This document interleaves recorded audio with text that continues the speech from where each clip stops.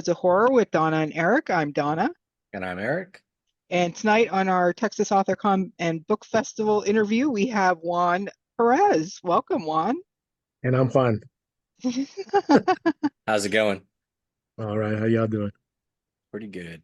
Doing good. Yeah, so you were at the event last year. Me and you and a few others were actually on the poetry panel together. Right. And that it was actually went pretty well. My first time being on a panel. I think you did a great job moderating. So Oh, thank you. Yeah, I try to enjoy myself, but that sometimes doesn't work for the people around me. So, yeah. I heard nothing but good things. I think that was one of the most talked about panels. oh, Yeah. that's great. That's great to hear. Yeah. So you'll be moderating again this year, which is good. So you have a knack. Maybe we'll just have to nominate you to moderate that panel every year. Yeah. Yeah, well, that might be the case, but I was just gonna be a participant myself because I want people to have a chance to do it too. But I saw that that person changed their mind, so I said, okay, fine, I'll do it. So, which I have no problem doing. Yeah. Yeah, sometimes it just needs a steady hand, and it's Yeah. better to have somebody with full experience that's into doing it to really get it going. That way everybody enjoys it. Otherwise it's kind of a lost cause, I think. Yeah. Now, if I remember correctly, you are or were a teacher. I still am. Matter of You fact, still have, yeah. I'm glad we're going to talk about zombies somewhere down the road because that's all I got there in school. So they're a bunch of zombies. Either they're sleepy or they're hooked up to their cell phone and it looks like zombies just walking around. So I have to kind of direct the herd a little bit. Come on in here. So Yeah, I got yes. freshmen, as a matter of fact, this year. Oh Oh, gosh. So okay. freshman world geography class. So Oh wow. Yeah, so I think that like plays into you being a great moderator because you're used to that because that's basically what being a teacher is, right? You're yeah, like that's herding cats and making sure yeah. everybody is.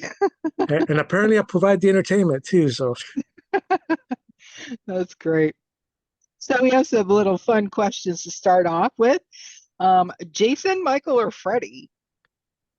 well, I just recently met Jason number two. I've met Freddie, but I prefer Freddie because he takes me back to the 80s back when I started, and he's got this trickster kind of philosophy, I guess, and he's scary, but he's funny, and that Freddie. So Freddie. Yeah, Yeah, out of the three, he has the most personality because I for guess sure. since he talks, and we Yeah. get to see a Yeah. little bit more of it. But we always it's funny because when we first started the question, I say this every time, but it was just Jason and Michael, and everybody kept saying Freddie. Like, oh, I wish Freddie was a part of the choice. So that's kind of the reason why we put him on there. But yeah, it's easy to see. I mean, the first 1 and 3 are iconic, and then even if you don't really enjoy the other ones, he still shines in everything he does. So Although Michael's going to be this year's costume because I'm 6'4", so I was talking about putting on the mask and just walking around the neighborhood. I like to yeah, do that. So I actually did Jason two Halloweens ago too, but I kind of like to dress up. I'm still a little kid inside. Yeah, aren't we yeah, all? that would be fun. Yeah. I had we did a costume party when used to do that at the house years ago when we had somebody come as Michael who completely stayed in character the entire time, never spoke, never did anything. He just kind of stood there and just stood behind people and stared at everybody. It was very funny. So that's going to be the hard part for me, I think. So Yeah, staying quiet. Yeah, Yeah. gotta stay in character. Yeah. Yep, for sure. So werewolves or vampires? Werewolves. Werewolves. I like changelings better. Although you can say the vampires are changelings too, but werewolves are more down to earth for me, and vampires are more like fantasy, I guess. But I do like vampires. Don't get me wrong. My favorite vampire is Vampirilla, even though she's an alien. But werewolves is, and it goes along with the idea of the Cocopelli, the changeling, and into what I want to call the chupacabra as well. So. Nahuales, as we call them down here in South Texas. Yeah. Now, do you like your werewolves on 4 feet or 2? Well, the 4 feet probably be a lot faster. So 2 feet, I guess will be easier for me to deal with. So, Yeah. but they got more character standing up than they are under 4 legs, to me. For sure. Yeah, they're more, we watched a bunch of werewolf movies last year, and there was definitely a difference between the bipedal and the four-legged werewolves, you know, Mhm. Mm. and the interactions with their victims, I'll just say. Um, it's much scarier to have this two-footed werewolf coming at you.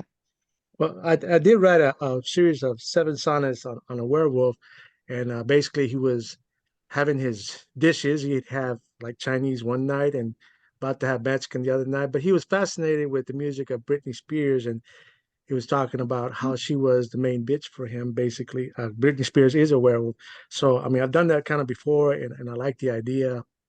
So I actually have done something like that with the werewolf and infatuated with Britney Spears. That was several years ago, but I still got it. So, That's That's cool. that is pretty cool. I like that. Um, The other thing I like is that you mentioned Vampirilla because no, I mean that's never come up before. yeah. I think that's oh, a really? really cool, Oh, that it's a forgotten character in the mythos of vampires. I know a lot of times we don't always focus on comics, but I think it's kind of cool that we are pulling some of that into the genre, the subgenre, however you want to put it. So no, mm. that's just cool that you threw it out there like that. So I haven't even thought about her in a long time. So yeah, no, for sure. If we got more vampires like that, I'm sure more people would be into it. So Mm, yeah. I did, as a matter of fact, I did also a comparison between Vampire being a Draculonian and of course Superman being a Kryptonian, how they're both aliens coming to Earth, and the difference between what Superman does and Vampire does, even though there's two completely different how would I say franchises if you want to call it that. But mhm. you start thinking about things that come to Earth in that way. But I'd actually done a small poem comparing the two, but I've done a lot of Vampire stuff, and matter of fact, I got the first 112 James Warren Vampirella magazines plus the 113 Harris, and of course the Harris. Anyways, I can go on and on, but I Yeah, no, that's really enjoy impressive Vampire. too to have all Yeah, the original stuff. yeah. I mean, those are Yeah. hard to find. Took me a bit of time, but I got them. Oh, Very cool. cool. Now, do you have a movie that was a favorite, a scary movie that was a favorite of yours as a child? Well, it was Planet of the Apes series, right? Of course, Godzilla, but I guess the intriguing one was for me was Life Force, even though it's kind of sensuous and sexual in a way, I guess. But I don't. I see a Which is poster of that another yet? that's another Oh, you of got Life Event Force. Horizon. Okay, Yeah, no, I was so gonna it's say kind Life, of but that's another vampire movie in yeah, a it is. way. It Yeah, is. Yes. so So very and of cool. course the Friday the 13th series was a constant for me too. So yeah. Yeah. Now, do you have a favorite as an adult, that's different than the movies you just named? Well, I've been rewatching all the old ones, so it's kind of tough. I know I find um, myself doing the same thing. I'm in the loop of watching the yeah, things that I grew up on more than there's so many new things I haven't watched because I'm going back to watch the old stuff. yeah. And I see that stuff, and I got tried to get into the series for Saw, but it was more my children's generation thing. And I guess um, Megan, I guess, would be kind of the recent favorite, but Hmm. I like the classic stuff. And by classic, I mean 80s and 90s. Right. So Yeah. for me, so Yeah. yeah. All right. Um, Now, do you have a favorite horror novel? Well, um, I read everybody. Been trying to read some of the matter of fact, some of the books that I bought from the last Texas AutoCon, but and there was a fantasy one that I kind of sort of like, but I don't know because I never really got into the fantasy. And what about that? I mean, like knights and swords and all that Hmm. stuff. Mm, But I do like Stephen King stuff. Of course, Joe R. Lansdale, who's going to be our guest. As a matter of fact, uh, Bubba Hotep is in the film. We got Christmas with the Dead. It actually has a Casey in it. She actually Oh, plays a cool. zombie, which is Joe R. Lansdale's daughter. As far as reading, the Godzilla 12-step program in this book for Joe R. Lansdale. So technically, he is one of my favorites. Not yeah, I only guess that so. because of his fiction, but also because of his poetry. Oh, got it upside down. Apache Witch is a compilation of his poetry. I've actually published some of his poetry in this book right here as well. He contributed 20 poems there, but most of those poems are already in this one. But he's also a poet, so don't let him fool you. His poetry is actually kind of fairly well. I mean, pretty good. And he makes fun of poetry and some of it too, right? And how you go into reading, sometimes people fall asleep. I like that poem. But you should probably if you're into poetry, the Apache Witch is his magnum opus for the moment, I guess. That's cool. Yeah, But I they're did all not signed. know that he Yeah, was a poet. I've met Joe several times, and we talked about his stuff a little bit. And we were actually together in for the poetry part, anyways. We've been in the horror zine together. But if I'm going to enjoy a fiction writer, it's Joe Arlesdo, and I'm not saying that because he's actually going to be the guest, but I actually do enjoy him, and I've known him for close to 15 years now. We will usually meet up at Armadillo Con. I mean, of course, he's got more fans than anything, um, but still, I enjoy talking to him, and he remembers my name, so that's why I keep going back to him. Like, okay, cool, Oh, that's fine. nice. At least he knows my first name. That's good enough for Yeah. me. Yeah, So, yeah. that must be like a make you feel good when you walk up and he Mm. remembers your name, you know? And I walk off like, yeah, I thought he knows my name. And the other, Yeah. oh, you just meet him for the first time. But he is actually a very good writer. He does write all over the place. I like his voice. If you ever heard him read, I love his well, it's Louisiana country. I don't know what it's somewhere over there. That's all I can tell you. But I Mhm. like the way I've heard him read his stories, and of course I've heard him on his talks and stuff. Mainly at Armadillo Con, which used to happen in August or October every year. That's one of my that was one of my closer to me favorite conventions to go to, and of course now, of course, it's Section Othcon. That's why I'm willing to go, over 7 hours just to see you guys. But up north, but yeah, that would be one. Of course, Stephen King. I get into some of the older ones. Dean Koontz, of course. I got several of his books. I got too many of his books actually, especially the Frankenstein story. I developed some of the poems from that too. The fact that we forget that Frankenstein, technically, if you want to put it this way, Frankenstein's a zombie as well. It's just a little complicated, Mm. that kind of stuff, and a reminder that Frankenstein is pieces, kind of like other stuff that we have in our Aztec mythology. See what's what, and some other things that we do. But yeah, I'm sorry, I'm rambling, but No, no, no, it's I, fascinating. And it's funny I, because we were just talking about zombies the other day, not the other day, but the last time we did an interview, I think. And didn't I mention like isn't Frankenstein a zombie? Like, or Yeah. was it or was it something else? Was it on this? Anyways, I know I had that conversation, um, that Frankenstein is technically should be classified as a zombie. yeah, and I Yeah. believe that too. Mhm. I think my argument was that he wasn't a zombie because because he had intelligence Yeah. and that he has a sentinel being, and so that technically he isn't a zombie in that aspect, but he's born again. So he's almost a Christ figure. So, but I guess Born then you could again. argue if you wanted to that Jesus was a zombie too. But Yeah. Well, yeah, I've heard if we that wanted to argument go too. down that road, Yeah. Yeah. whatever. I'm not here to start Yeah, anything. Yeah. No. uh-oh. But yes, No. I've No. heard that argument too, by the way. Yeah. So yeah, Yeah. Yeah. uh, For and sure. of course the ultra Christians will say, Yeah. Yeah. So, Right. Get in big so trouble there. right. It's not Canceled.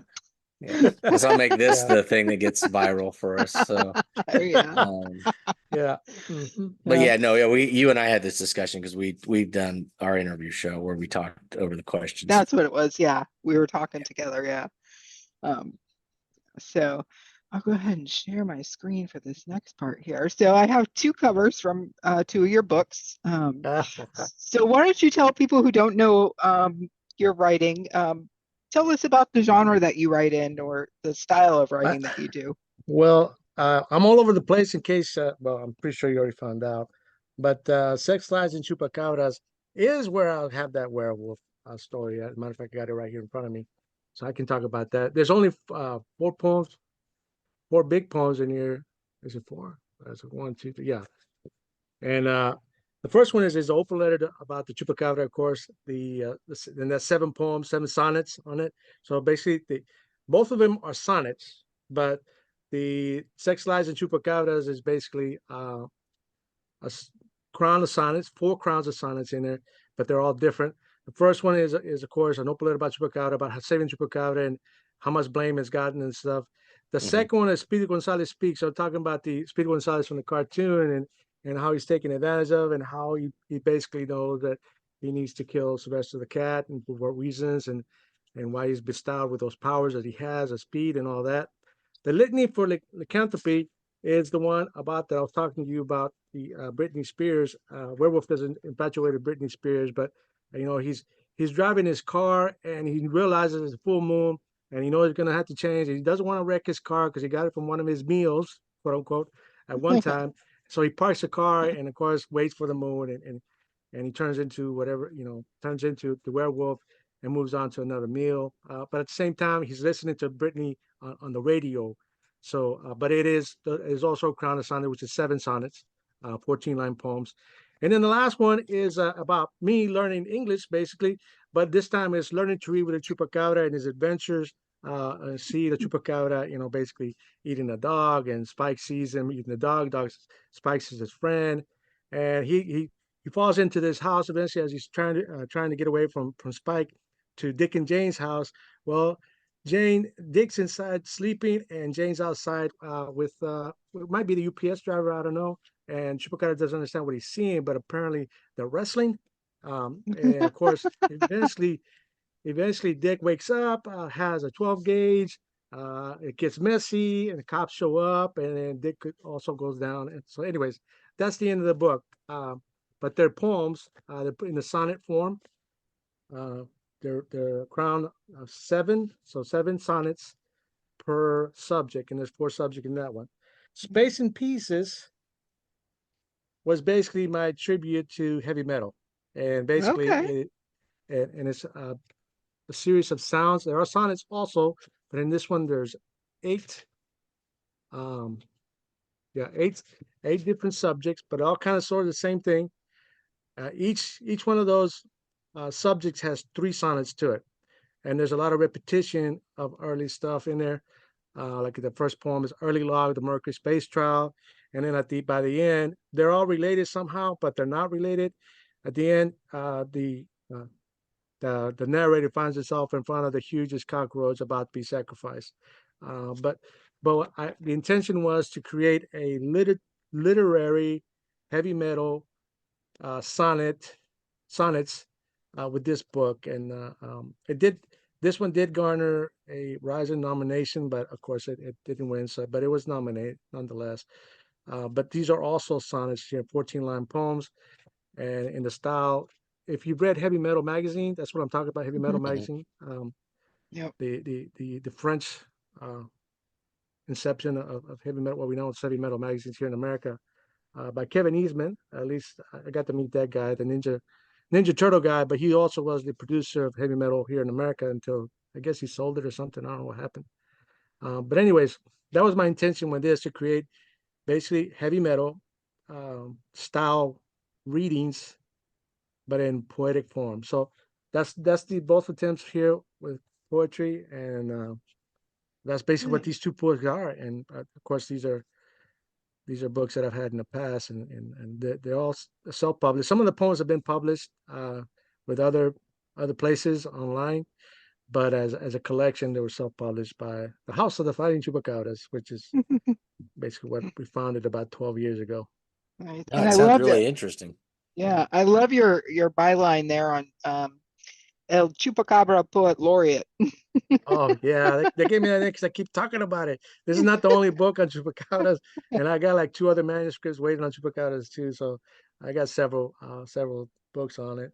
Matter of fact, I even entice a whole bunch of people to write about it too, in San Angelo Writers Group, and then a whole bunch of other people. There's 100 poems here, from at least a good 50 people in here, and they were writing about chupacabras. So when I did some poetry workshops, and I was kind of shopping that around 2012, 2013, and we got a lot of response, and we did an anthology through the House Fund Chupacabra. And of course, the dart is from a guy from Eagle Pass. He was actually an art teacher where I used to work in La Prior. But so yeah, I got that name there, and people call me that. Here was the original uh, idea of the San Angelo Writers Group that they did. So we did it first as a chapbook, and then we eventually got these poems and added all the rest of the 50 poems or whatever, and and uh, and published it. So I'm looking over here for the other book, but yeah, I write about Chupacabra a whole lot. Still got about 2 more manuscripts to put out. Nice. Yeah, So when when you were I Oh, was I'm just sorry. gonna Go s- ahead. I was just gonna say when you were describing Space and Pieces, I was started thinking in my mind, I'm gonna ask him, is this kind of like, will I like see like the movie Heavy Metal? Because I Now, know the magazine Heavy Metal, but what I know of Heavy Metal is the movie. I was That's envisioning a man outside of the world, traveling in space, about the regrets, about the things that they might find. Some of them are real strange. Some, and I know that I tried to describe certain things, but yeah, it's but this is what I wanted to do, is to provide a literary, have you imagine heavy metal magazine in panels, but except as written. But that was my intention. Yes. nice, nice. Yeah, What I were was you just gonna gonna say when you focus on these ideas you have, I mean, do you come up with the idea and say, okay, well, this entire thing, I mean, the way you're describing the way you're writing it, it's in poetry form, but it's also got a narrative to it. It's got a beginning and an end. So it seems like there's a journey there, almost like Paradise Lost or something like that. Maybe not as epic, but it's still the same idea of this arching story through poetry. But is that how you do it, or do you start writing a poem and then all of a sudden you see that it can go that way? What it works both ways. Sometimes I start it as what I think I'm going to write is prose, Hmm. but then I freak myself out because it's like, wait a minute, this is not prose. I'm writing poetry still. So I've been trying to write prose, right? Um, but it just doesn't work out. This is what I did with I don't know if you can see that one, Santa Madre Tamalera. It's actually a renga style, which means it's a haiku, Hmm. 3 lines followed by a couplet, 2 lines, and the couplets are 7 syllables a line, and the haiku chorus is going to be 5 7 5. So it has a beginning and it has an end. That was the same idea with Space and Pieces. Now the one that's different is Sex Lies and because they're individual stories. But So it's I like just four want to tell a short whole bunch of stories, lies and right? sex. Right, So but and it's then four so short there's stories, you would say, I would call it short stories, yes, but but it's when you all look at the poetry. form, it's poetic, yes. Okay, The syllable counts and everything like that's there. I did that on purpose. that sounds cool. nice. I Um, think Annenbach would just flip for this, yeah, which he was on the panel, right? Wasn't he? yeah, Yeah. So I have to remind him. yeah. So I know on the panel last year, you asked me and the others that were on there if we ever thought about writing a novel in poetic form. Is that something that you've done or something you think you'll do? Well, it's novel and verse, and Novel yes, in I verse. have, but yes, I have. And if, I mean, if you want to call this novel and verse, even though it's a renga, 666 lines, you can call it that. But this is a novel in verse. It is about basically my life and times after Desert Storm, and it is a poetic memoir. And it starts out with the first line being 30 years ago, and of course, whatever I want to say, like the first line will be 30 years ago, I was waking up, and then on the next poem, which starts the next poem, after 14 lines, 30 years ago, I was a young way. I kept repeating the word 30 years ago all the way to the end. And each one of these poems are 14-line poems, and each line is 10 syllables. It was all done on purpose. It is a prose, so to speak. There's no rhyming, if you want to call it that. There is none. I try not to rhyme. There's a lot of poetic um, forms inside of it. But yes, I did try it. It's not the horror one. I do have some ideas on the ones I'm doing the horror. Matter of fact, I'm doing a slasher one to try to get myself more immersed into, I guess, what they call splatterpunk or whatever, however they want to call it. Yet they don't see the poetry part of that yet. I know there's a lot of fiction writers, prose writing, right? So I'm kind of want to build that a little bit. But this is historical memoir, basically a memoir, poetic memoir. That's done in that form as a novel in verse. And I had technically already written that when I started talking about it, and just recently got published. And I'm shopping it around for to see what people think about it as well. So, but yes, I have done it. I will probably continue doing it. At the moment, of course, I'm working on another not working on a project, waiting on another project to be produced, but it's already been given to the publisher. But I kind of like that idea to carry out and the idea throughout the whole book instead Mhm. of different poems saying different things. Yeah, I'm So curious. is that difficult once you've decided, okay, I'm going to do 14 lines and 10 syllables a line? Does the rhythm come to you rather quickly, or is this something You, that you really struggle to make sure it fits within that box? what I do first is go ahead and put the ideas down, and then I Hmm. go back and tweak it up and make sure they fit, kind of like pack it in till it Hmm. fits. Oh, I don't like it. Let's move this one over here. But I intend eventually to get to that. But it starts in different forms. Now, for this one, the 30 years ago, I started off really good, real hot, and then after a poem, what was a poem 25? It's like, oh, but I wanted to get to 50 because that was the form. I wanted to get 50 poems, 14 lines, 10 syllables per line. I said, this is what I want to do. But what do I want to say? What is it that really want to talk about? I mean, there's so many things I want to talk about. A lot of things I left out. Like sometimes you have to take things out. Hmm. And some things I'm going like, okay, they're not going to let me say that because I don't know if you knew this, but apparently military work, people review that before they let you put it out there, including Amazon. So we want to make sure that you're not revealing anything. And there are some Oh, things that it's like, oh, I don't think they're gonna let me do that. And then I left some things in there that probably will be okay. I don't mean this is what we call true life horror sometimes in Hmm. some mhm. pieces, PTSD, waking up from things like that.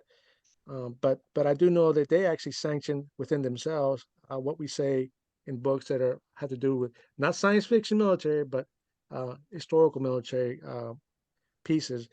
I Sure. don't know if that's actually really true, but that's what Amazon did to me. So, uh, Oh, wow. but anyways, yeah, it starts out real jumbled. I got a journal, I keep a journal with me always. I write down one or two things down, and then I expand if I want to, or I leave it in the book and I go back to it 6, 7 years later. Matter of fact, this book right here, the idea for it was about 5 years ago, and then I started building. Things started happening. We had COVID. We had the lockdown. I started thinking more. Things started happening in my mind that shouldn't have been happening because of the isolation. And next thing you know, it came into fruition. So but it's I start out when people ask me, I really start out kind of messy, but thank God for thank God for word processing, right? What I call word processing. But yeah, it'll depends for me, and I try not to shut myself down to just one particular thing. But eventually, I'm thinking back in my mind, okay, is this going to be a haiku? Is this going to be a series of haikus, or what I call a crown haiku? Is this going to be a sonnet? Is this going to be this, that? Is it going to be a song, whatever? That's Hmm. I do think about that, and I actually write that on margins. I like to develop this into a crown of haiku, which is 7 haiku together, telling the same thing, or a sonnet. So Okay, so it's that kind of part like I do. a word vomit, and then you say, okay, I got Yeah, the general idea. Now I need to figure out what form I want to attack, and then we're going to do it that way, and then we go back and re-edit until we get to what we hit. Okay, that's basically, really yeah, yeah. just interesting because I mean, when I'm just writing a story, I kind of do the same thing, get the words down, and then you go back in the second or third attempt, and that's when you start cleaning things up and you start making it. But I don't have a structure where I'm thinking every line's got to be a certain amount of syllables or anything like that. So I was just trying to picture in my head how how far in advance you have it, going, and how quickly you're able to put it down if you are doing 10 syllables a line. Like you said, it sounded like some of them came real naturally and you were hitting every time, and then you'd have some that you had to kind of go back and look at, which is it's a fascinating process. So Yeah, that's pretty much it. I mean, sometimes you'll just write the line down and keep going and go back. Okay, is this the amount of syllables that I want for this line? And if it's not, then I'm gonna have to cut this word. What word can I cut out here? And then maybe I can add it over here as I keep going. So it's kind of like a jigsaw puzzle. But word vomit, that's exactly what I would call it, I guess. It's a good vomit. The dog always comes back to the vomit, right? right. So I, that kind of I think idea. that'll be Sometimes Juan's you just got next to get it book. out there. Yeah. Get the Juan's blockage out. Juan's gonna write a book now, and with all his poems and title it "Word Vomit." Yeah, I probably would. So when you are writing, what's your writing environment like? Do you have music going? Do you have to be in complete silence? Are you, on break during lunchtime at school? And Actually, it's all over the place. I've done where I'm actually lecturing, and I'm telling the kids they have to write. Okay, draw this thing that I got on the board. I need you to put this graph there and put these questions on. And while they're doing that, I'll like, okay, I had an idea. Let me write it down before I forget it, that kind of thing. So, and then sometimes in the morning when I'm not working on lesson plans, sometimes in the morning when I go into work, because I go into work really early, I'm one of those that actually does go in early, not because I want to, but because I get dropped off. So my wife's got to move on. So, and sometimes I'll just pick up my book and start writing and say, okay, I think I got enough in my mind. Let me start typing it because I actually manually write it first. Mhm. Okay, I know you guys probably don't do that, but I'm manually writing it in the journal, and sometimes I'll sit on that idea all day long and come back to it in between just the small little breaks that I get while I'm walking around. Depending on what the kids are doing that day, and then I try to use the weekends for reading or submitting, but during the week, whenever I get a chance, I'm if I feel that I got it, the idea full enough where I've already written down a lot of things, what it's going to look like, then I start piecing it together and putting it into the actual computer where I can see them clearer, and that's when I start, chopping up. Okay, that it wasn't exactly the ten syllables that I wanted. I go back and look at the words. How do you say?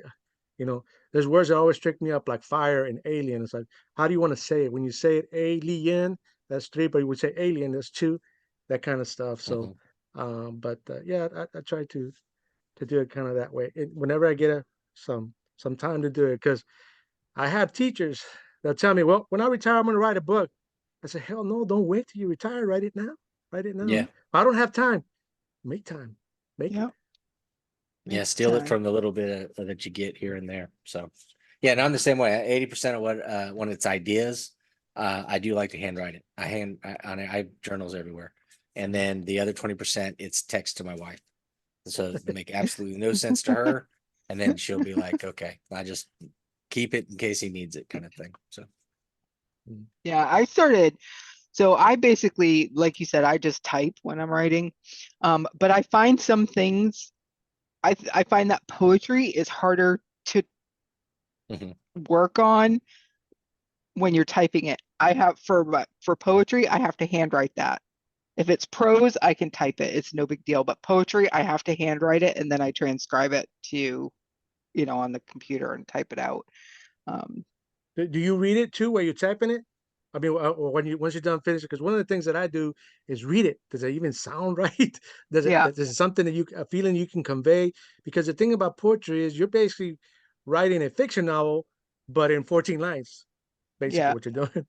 yeah, So you got to find the right words to say and to say correct. Otherwise, it loses its stuff, and that's why I have to read it out loud to myself. Once I wrote it, okay, no, that's not, does it convey an image that I want, or whatever. And sometimes I bounce it off my wife and she's telling me you're crazy, but because some of the stuff that I say, but I said, well, do you want me to go find someone else? And no, just tell me I'm kidding. yeah. And Right. another thing we talked about briefly last year at the event was the cadence of the poems that you hear in your mind or the way you read it, but that may not necessarily be the way somebody else reads it. So I think to myself, I'm like, man, is this going to sound as good to this person if they don't read it exactly the way that I hear it in my mind? Do you think about that too? That is a complaint because there'll be people that say, well, I read your poem and I don't quite understand it, but then I heard you read it and then it made sense to me. But yeah, it's just the cadence that sometimes doesn't fit right. If I mean, because you got to hear, just like you guys, I got to hear you read from your book so I can then say, okay, I get how they feel, the So, feeling. can you You know, guys convey that cadence in the style that you write it? Is that something that you guys do, or is that Uh, just something you hope happens? You that's what try? I myself to do. Yes, I Yeah, try to do that every time, yeah, and people had told me, "Juan, you can read anything. You can read a phone book and it sounds poetic." So, okay, whatever that means, but okay, I guess do that. yeah, But when they read my stuff, sometimes it's, well, we don't want to take your stuff because we don't understand what you're writing here. But then they'll hear me. Hey, can you send me like 20 poems? I'm like, okay, I guess, or something. But all right, not many. I never had anybody ask for 20, but maybe a few. yeah. But they like the way I read it. That's when Mhm. they say, okay, now you got me. But before it's like, I'm not sure how this goes. The other thing too is the language, and sometimes I mix it in. I Spanglish, with some certain things that maybe they don't sound right in their heads. Just like if I was reading something perhaps in Russian, well, partial Russian and partial English, I'm going like, I don't get it, right? I understand that, but sometimes I say things in English and Spanish, And it's like, well, it makes sense when I say it, when they hear me read. But if they're reading it for the first time and never heard me read before, then it's like, okay, I spaghetti. I don't understand. Right. You know? Yeah, and that's the Yeah. funny thing about poetry. It's so personal, which is probably why you need to use a pen because the computer's so impersonal when you're typing. So I can totally get where you guys are coming from with the different inflections and the way you have to approach it when Mhm. you're putting it down on paper and stuff. So I find it fascinating. It's not something I've ever tackled really, or I ever feel like I have that skill, but I'm always impressed with the people that do. Yeah, poetry is I enjoy poetry. It's fun because you you don't depending on the type of poetry you're writing, you don't really have a lot of rules. Mhm. You know, if you're And writing a see, haiku, of course it has to be 535. I was gonna say that's hilarious for you to say that because when I think poetry, I think there's nothing but rules and I don't know Yeah, them. And so yeah. I feel that, stepping away, like I just don't even know what I'm supposed to be doing here. So I think it's But funny when I hear you.